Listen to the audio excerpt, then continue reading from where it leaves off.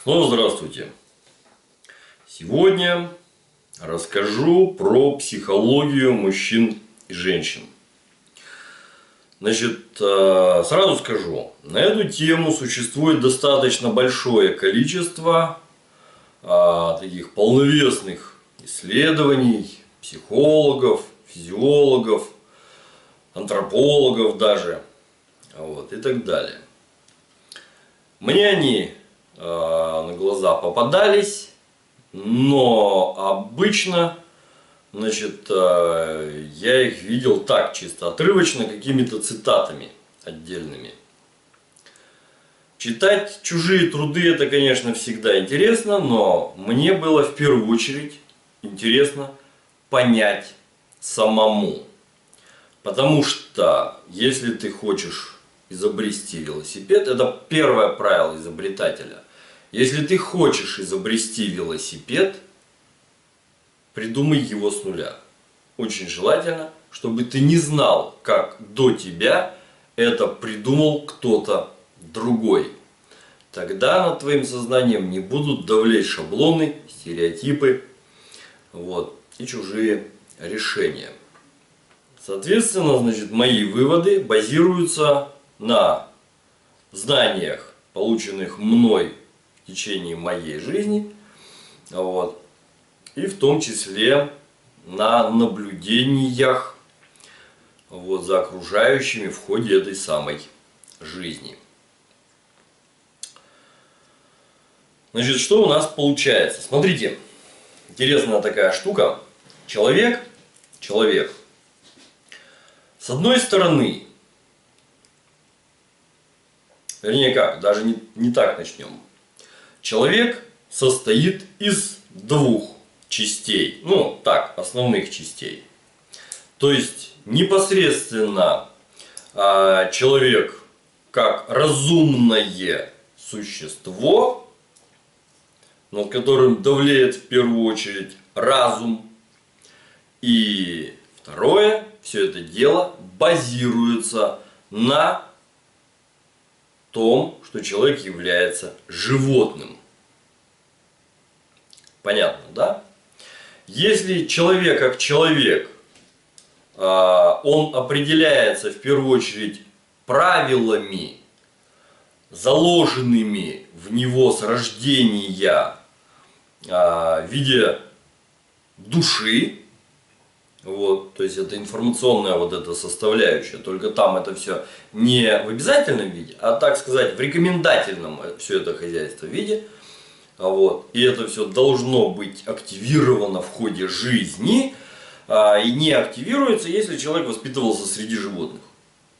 Элементарно. И, соответственно, вторая часть. Человек. Это же, окромя всего прочего, не только эфемерная душа, но и вполне себе ощутимое тело.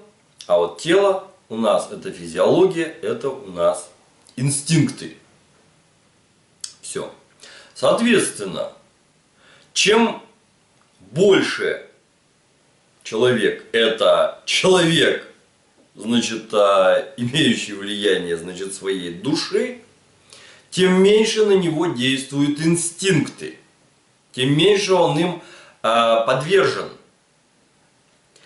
Но, опять же, давайте сразу оговоримся, потому что у нас тут в аудитории у меня куча, народу, которая старается понять не смысл, который я пытаюсь донести, а которые начинают цепляться к словам. Да, у нас есть инстинкты, которые определяют нашу физиологию, бытовую жизнедеятельность, деятельность кишечника, мочевого пузыря, дыхательная, и т.д. и т.п. Половое. Но с полового уже начиная и выше, опять же, определяет психологию, да, отчасти инстинкты, отчасти уже то, что является человек как душа. И чем больше человек становится человеком, тем меньше над ним давлеют именно такие инстинкты. И психология у него больше человеческая, а не животная. Животная психология это элементарно, да, хорошо быть кисою, хорошо собакой, где хочу пописываю, где хочу покакаю, где приспичило там испариваемся, где приспичило там, соответственно, значит, потомство на свет производим и так далее и тому подобное. Человек все-таки за историю своего развития старался почему-то от этого уйти. Наверное, правильно делал, отделяя себя от животного, вот, и стремясь все больше стать именно человеком. Значит, да, вот такое длинное начало.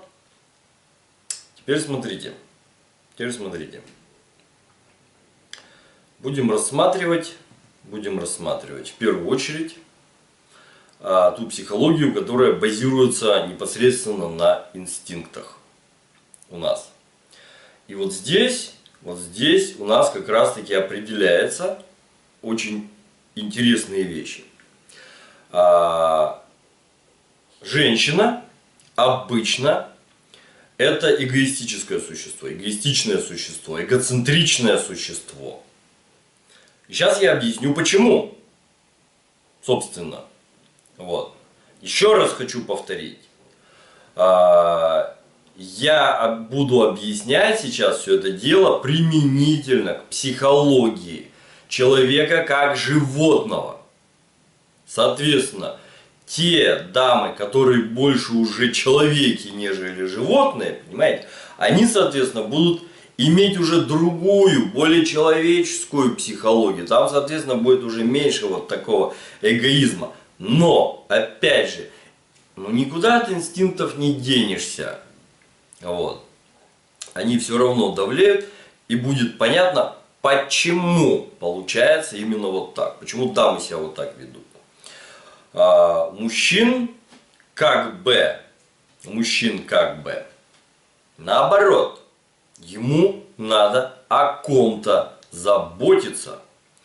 Но и у дамы есть альтруистические какие-то выходки, да, сейчас объясню, в чем они выражаются. И у мужчин есть эгоистичные моменты, сейчас объясню почему. На самом деле, ребят, очень все просто. Кто не смотрел, напомню, мультик Валли такой. Там, значит, Ева спрашивает этого Валли: программа у тебя какая? Тот изображает, значит, мусор убирать, прессовать и складывать его. Спрашивает ее, значит, а у тебя какая программа? Та, естественно, девочка хихикает, начинает кокетничать. Секретно это вот. Ну ладно, хорошо. Вот здесь вот то же самое получается. Понимаете, какая заложена программа у мужчин, какая заложена программа у женщин. Программа женщины. Она должна, значит, первая программа женщины. Вот почему все девчонки сразу, ну как, это еще со школы вот это вот правило, уж замуж не втерпешь, да, и вот, да, все с этим правилом бегают. Почему, собственно? Ну, потому что у них заложена эта базовая программа. Она должна найти самца себе, но не простого какого-то, она должна найти себе альфа-самца. Альфу. И она, если она сразу такого не нашла, она его себе продолжает искать потом всю жизнь. И она готова бросить к чертовой матери того, за кого вот вышла замуж, ради вот этого альфы. Понятно, да?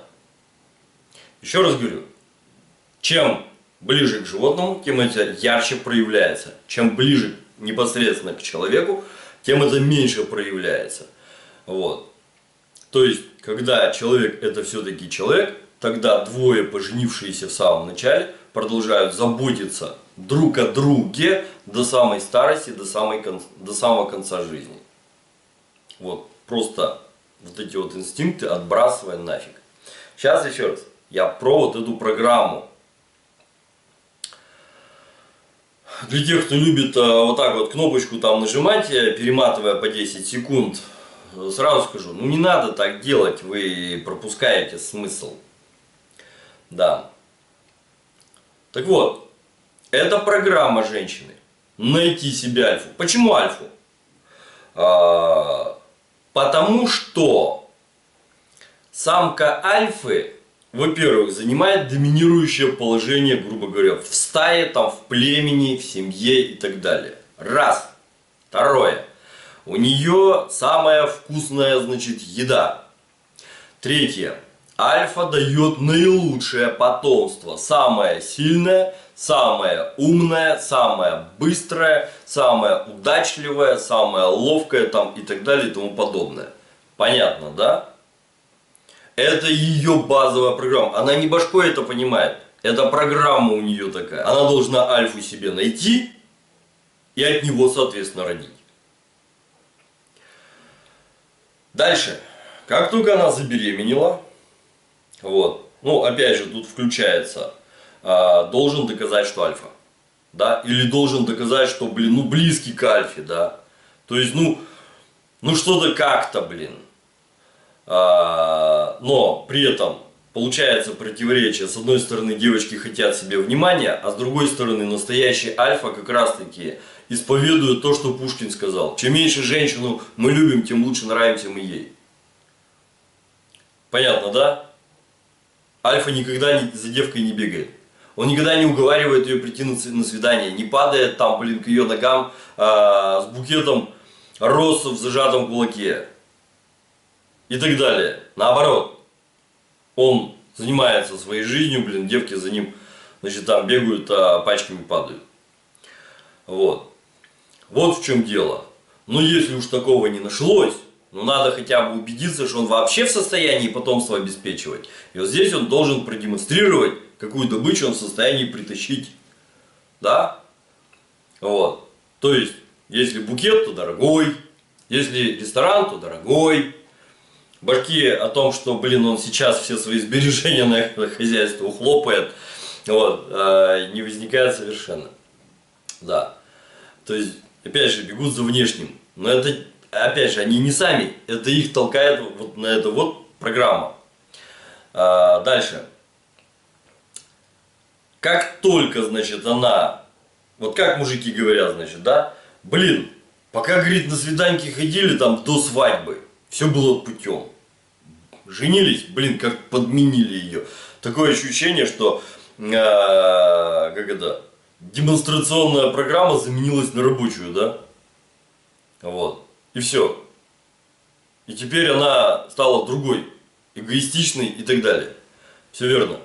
Она стала эгоистичной. Почему? Она теперь должна забеременеть. Ей теперь нужны условия. Она должна теперь получить теплое, я не знаю, мягкое гнездо, теплую безопасную пещеру там, не принципиально, но место, отвечающее определенным условиям. Раз. Второе. Она должна получать соответствующие условия для того, чтобы иметь возможность выносить потомство. Два. Чтобы в безопасных и сытых условиях родить это потомство и его воспитывать. 3-4. Понятно, да? Значит, это эгоизм. У нее эта программа работает. Я должна, мне должны и так далее. Она там вот должна сидеть над чадом. Соответственно, значит, самец должен бегать и обеспечивать ее всем подряд. Теплом, безопасностью, едой и так далее. Значит, дальше поехали. У животных как? Как только потомство в состоянии за собой, значит, ухаживать самостоятельно, самец становится нафиг не нужен и его выпинывают к чертовой матери. Почему? Потому что теперь потомство большое, учить надо его как бы это самое больше, времени уделять больше, и самка уже не хочет, не может тратить много времени на самца. Ей не до этого. У людей все это хозяйство наступает примерно на 4-5 году жизни, когда ребенок в состоянии теперь самостоятельно одеваться, обуваться, значит, сам кушает, сам моет руки, сам за собой даже в состоянии уже посуду помыть. Вот. Элементарные вещи сделать и даже начать помогать матери по хозяйству. Все, то есть год-то на вынашивание, плюс еще вот. И получается 5-6 лет, то есть возраст ребенка 4-5 лет. Понятно, да?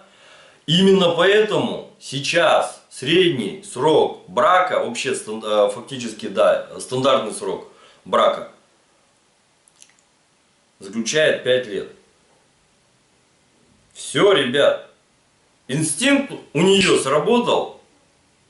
Мужика она выпинывает. Любым доступным способом. Понимаете, там это все, опять же, на уровне срабатывает, на уровне программы. Она это делает абсолютно несознательно. Любой малейший повод оборачивается для того, чтобы выпнуть к чертовой матери. Создание, значит, неприемлемой для него атмосферы, все, его выпинывают.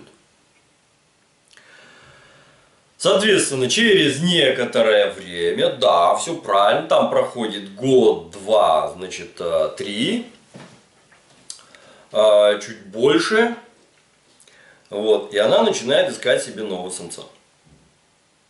Обычно у животных это к тому моменту происходит, когда, значит, потомство выпнуто из норы уже. Все, нафиг, самостоятельно. Кто там дожидается в животной среде, когда, значит, вот этот, как там, олененок, лисенок, волчонок повзрослеет?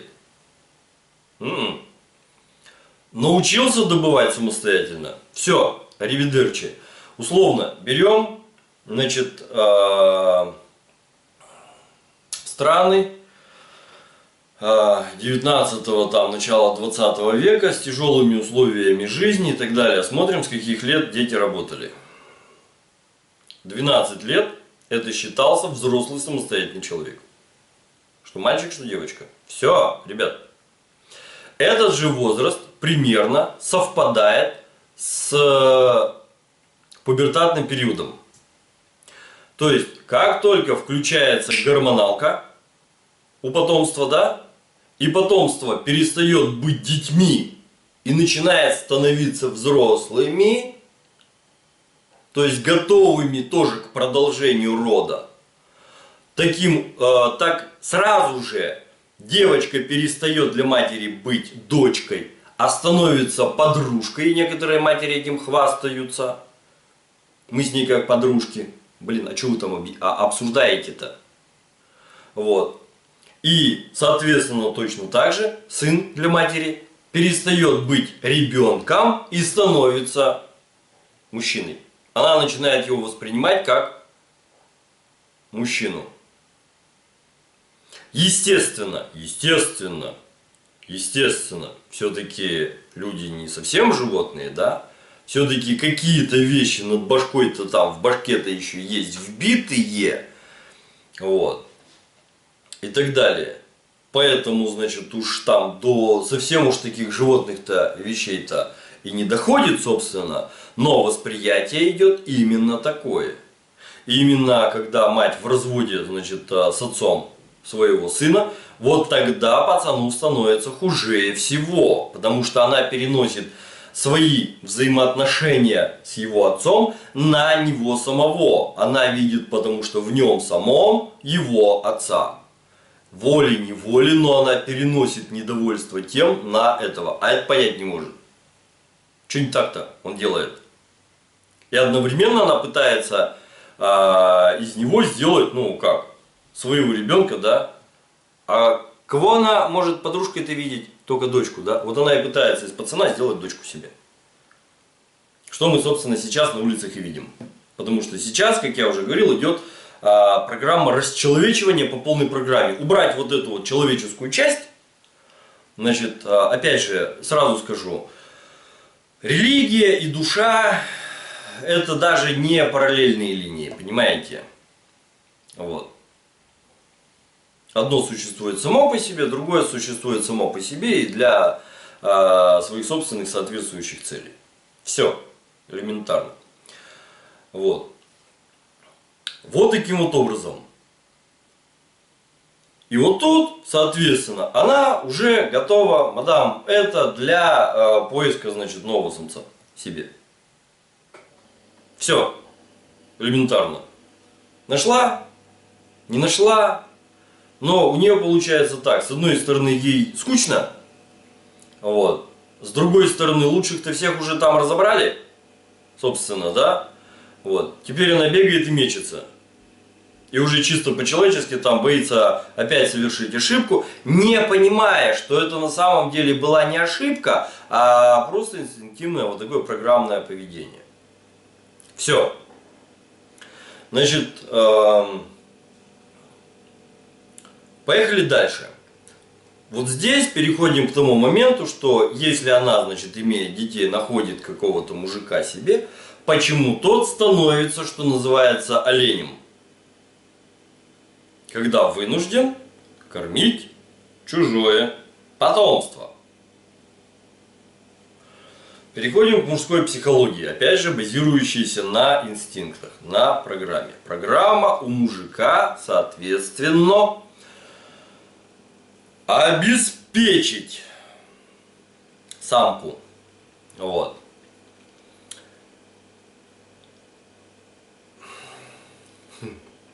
Сейчас.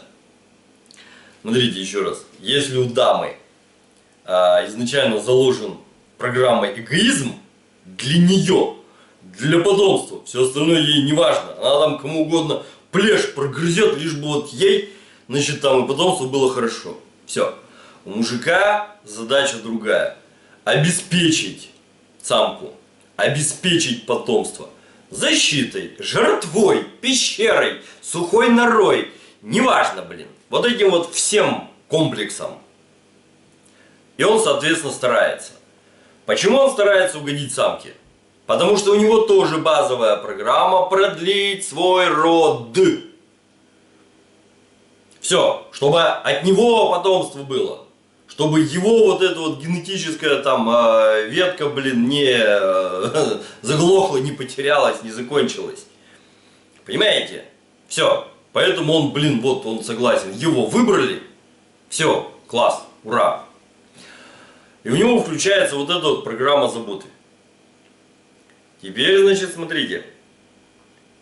Если у нее программа, опять, как я говорю, повторяюсь, эгоизма, то все, мне, и не дай боже, он, скотина, там на кого-то куда-то еще там в сторону посмотрел, да?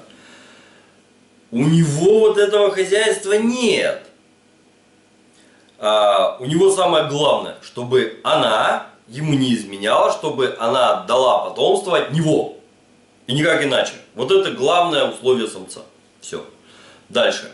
Для него размер семьи по большому счету не важен. Семья может быть у него очень большая.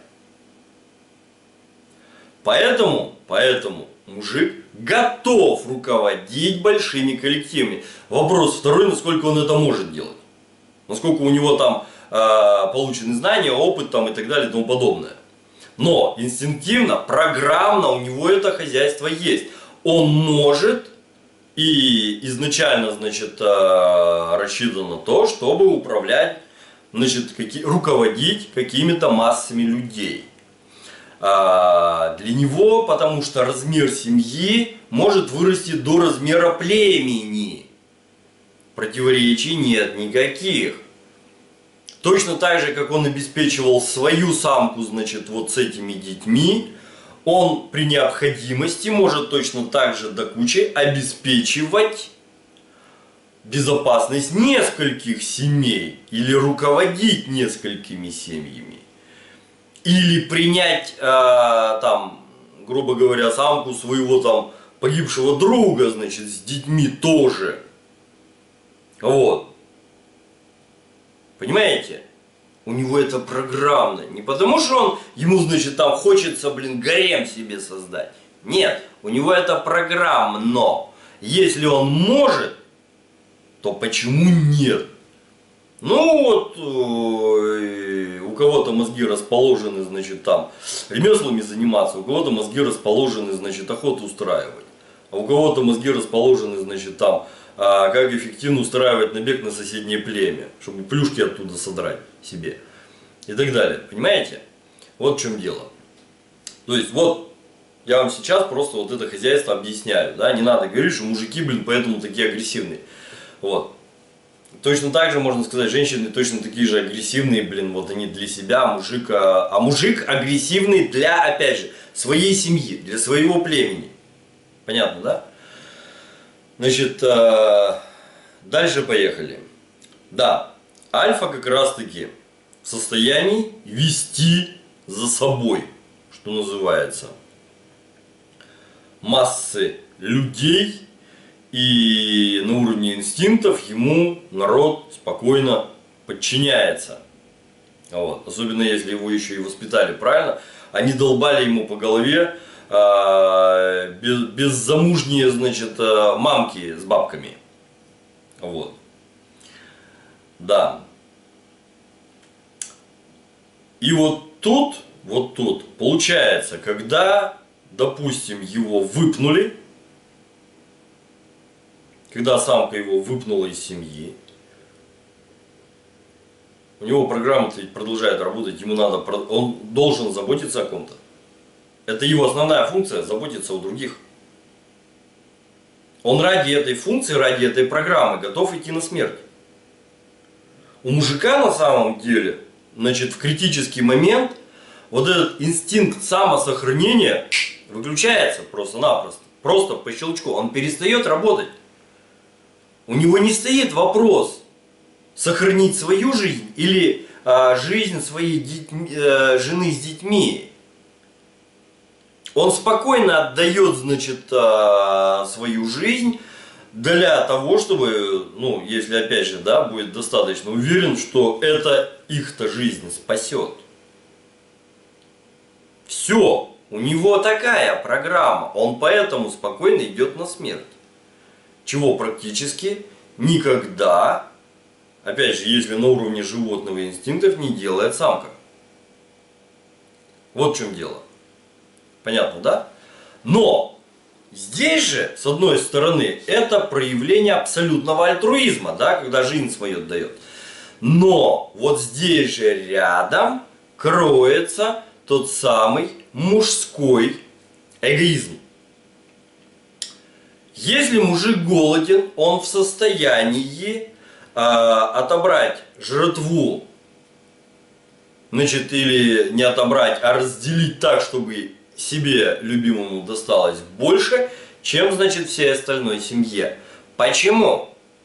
Потому что если он будет слаб, он не сможет пойти на охоту, и тогда семья точно сдохнет с голодухи. Он должен быть достаточно сильным, чтобы в любой момент времени мочь эту самую семью защитить. Вот это вот, когда, значит, там пинают под задницу, ты должен все отдать жене и детям. Да? А как они его, если он ослабеет, потащат-то на себе? Никак. А вот он сможет их на себе утащить. Понимаете? Вот такой вот моментик-то. Значит, то же самое, значит, почему? Ах, вот мужики, блин, понимаете ли, как заболел, так все вот. У него там 38, он весь такой, ах, лечите меня, да? И бабы почему-то ржут над мужиками. Ребят, еще раз, да, он требует себе заботы. Почему?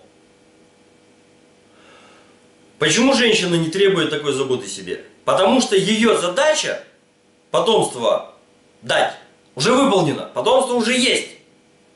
Она свою программу уже выполнила, если что. И она носится, значит, заботится об этом потомстве. Все. А о ней заботится ее самец, ее муж. Но вот когда самец ранен, там заболел, чем быстрее он восстановится, тем быстрее восстановится, так сказать, обороноспособность этой семьи, племени, стаи и так далее. Норы, пещеры, как хотите, так и называйте. Понимаете, в чем, собственно, дело-то? Когда у мужика нет вот такой вот задачи, когда мужик один, он практически всегда абсолютно спокойно загибается в гордом одиночестве, ни у кого не прося и не требуя помощи. Когда уже, что называется, все выбросили на свалку. Вот. Все. Ему не о ком заботиться, некого защищать. Ему нет необходимости быстро восстанавливаться. он и не восстанавливается.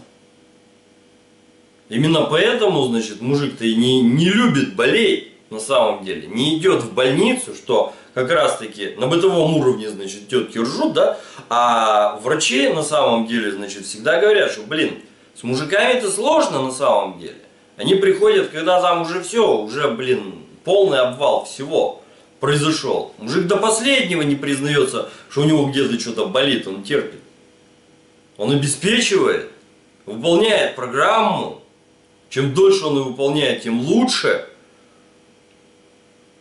Тем взрослее будет потомство, тем больше у потомства будет способности самого себя обеспечивать. Понятно, да, почему вот так именно происходит? Вот. И нашел ответ, почему, значит, у мужиков в возрасте где-то 40-45 лет появляются, что называется, беспричинные страхи. Ну, сейчас психологи на этом деле очень хорошо зарабатывают. На тех, кто, значит, вообще решает признаться вот, в подобных вот вещах. И так далее, значит. Да. Это, опять же, на уровне программы. Примерно в 40 лет, там 40, 42, 43, обычно 40-42, у мужика меняется гормоналка. Соответственно, следом тянется ферментативная система, и организм переходит от развития, вот, ну он развиваться где-то лет в 35-то уж точно перестал, и там начал выходить вот на эту вот горизонтальную полку. Значит, но примерно в 42 он уже точно выходит на эту полку и начинает уходить вниз. Там, конечно, разные моменты по физиологии, да, но тем не менее, программно у каждого заложено одно и то же. В это время самец должен, тот, который во всяком случае руководил там племенем, значит там, да, он должен уйти, уступив место, что называется, молодежи. Поэтому у него вдруг просыпается необъяснимый страх перед мнимыми опасностями. Значит, при жизни, так сказать, в условиях дикого общества, первобытного, да, это не останется никогда незамеченным. Оно проявится, значит, в какой-то военной стычке, оно проявится, значит, на охоте. Вот. Это обязательно проявится. И таким образом автоматически этот самец будет вынужден уйти в сторону, дав место другому. Понятно, да? Вот таким вот образом это хозяйство решается. Если кто-то не испытывал в этот период, там где-то в период, да, 42, значит, ну там, да, от 40 до 45 лет, вот в этот вот период вот эта вот фигня происходит. Значит, ни до, ни после уже не будет вот такого вот страха. Ни перед реальной опасностью, ни тем более перед мнимой опасностью. Что до этого, там, я не знаю, шел грудью на амбразуру, блин, без страха и сомнений, там, на вооруженного преступника, значит, с голыми руками и так далее. Что после вот он все это хозяйство делал. Но вот здесь, в этот период, значит, какая-нибудь хрень обязательно проявится. Причем она может проявиться даже в совершенно смешной ситуации, например, там при походе к стоматологу. Или она может проявиться там где-нибудь еще. Ну, абсолютно не важно. Если кто-то этого не испытывал, это говорит о том, что он просто-напросто не попадал вот в ситуации, где это могло проявиться. И все. Вот. Ну, человек жил простую, ровную, офисную, значит, тихую, там, спокойную, кабинетную, в конце концов, жизнь. Вот. Не было у него таких ситуаций, не проявлялось, он этого не прочувствовал. Вот таким вот образом. Опять же, для самки такое поведение может являться определенным сигналом, что все, это больше не альфа. Надо бежать искать другого альфу. Вот. Вопрос второй. А ему-то вот эта престарелая самка-то нужна? Нет? Ну, вот этому новому-то альфе. Вот. А у мужика все фактически, да, жизнь заканчивается в этот период. Программу он выполнил, детей родил, значит, он их обеспечил, к этому времени они уже должны быть совершеннолетними, вот к этому возрасту. Собственно, все. И, собственно, значит, в племенах, ведущих не совсем цивилизованный образ жизни, срок жизни мужика составляет примерно до 45 лет, 40-45 лет. Это физиологический порог жизни. Вот. И когда говорят, что, например, у мужика, ну там, женщины очень любят говорить, после 45 жизнь только начинается. Для них да, для мужика нет. Для мужика после 45 она фактически закончилась. Исключением будут являться только те, кто может позволить продолжить себе эту жизнь при помощи достаточно толстого бумажника. Вот. Собственно, все. Вот таким вот, собственно, образом. Еще раз повторюсь для тех, кто, значит, просмотрел мои постоянные оговорки про то, что это психология на уровне инстинктов. Чем дальше люди от инстинктов, чем более они человечнее, тем меньше вот таких вот проявлений. Но, опять же, у мужиков этот страх, он все равно будет проявляться. Вот. Так называемый вот этот вот страх смерти. Вот. Да, у меня он, например, проявился при походе к стоматологу. Я, как сказать, я был, наверное, больше удивлен вот этим самим фактом, вот, что у меня вот такой необъяснимый, банально какой-то животный, блин, страх, именно страх умереть, которого не было никогда. Меня несколько раз пытались убить ножом, меня несколько раз пытались убить из огнестрельного оружия, вот, ну, вот так же это было передо мной, как вот эта вот камера передо мной находится. И тогда такого не было никогда. Я такого страха никогда не испытывал. А здесь вот такой вот именно животный. Вот. Ну, да. Я его, конечно, преодолел. Вот. Стоматологу сказал, там мужик, хирург был. Я говорю, слушай, я говорю, что-то я понять не могу ничего. Я говорю, я боюсь, блин, дико, причем смерти. Сколько лет? Я говорю, ну столько-то. Это нормально. Расслабься. Вот. Все. Собственно. Вот таким вот образом. После этого как бы была масса походов к стоматологу. Подобного уже не было в принципе. До этого точно так же не было в принципе. Вот. Как-то так. Да, я опираюсь в том числе на собственный опыт. У меня очень богатая жизнь на события. Вот. К 27 годам, в принципе, я прожил столько, что хватило бы на 3 нормальных, полноценных жизни до 70 лет. Вот. Но на 27 годах я, собственно, не остановился. Вот таким вот образом, ребятки, вот таким вот образом. Надеюсь, хоть что-то вам стало более понятным в поведении окружающих, в своем собственном поведении и так далее. Еще раз, те пары, которые больше люди, чем животные, они от таких проблем, где самка выпинывает самца из семьи, ну просто потому, что время подошло.